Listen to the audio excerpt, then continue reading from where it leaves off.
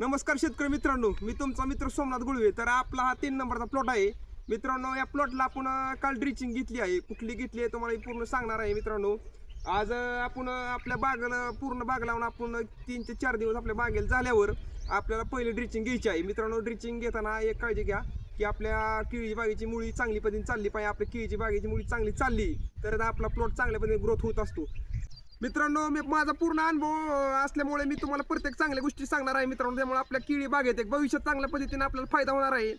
त्यामुळे आपल्या केळीला कुठलं आपण नियोजन करतोय ते सगळं मी तुम्हाला एक चांगल्या पद्धतीने सांगत आहे. त्यामुळे आपल्या चॅनलला सहकार्य करा आणि जोडून राहा. त्यामुळे आपल्याला नक्कीच भविष्यात फायदा होईल. त्यामुळे मित्रांनो मी प्रत्यक्ष माझ्या शेतीतच मी खत नियोजन करून मी तुम्हाला सांगत असतो. आपण पहिले ड्रिचिंगमध्ये 20-20 घेतले फिनोजल कंपनीचं आणि 98% हुमी घेतलंय. तुम्ही 19-19 घेतली तरी चालेल, काय अडचण येणार नाही. नंतरच पुरत पाला सेम कंटेन आहेत, फक्त आपण 20-20 मध्येच एक कंटेन जास्त आहे, त्यामुळे आपण ते 20-20 घेतले आहे. आणि मित्रांनो आपण या प्लॉटला आपण किती ड्रिचिंग घेणार आहे, आपण बेस डोस कुठला घेणार आहे, पूर्ण आपण या प्लॉटचं नियोजन आपल्याला सांगणार आहे.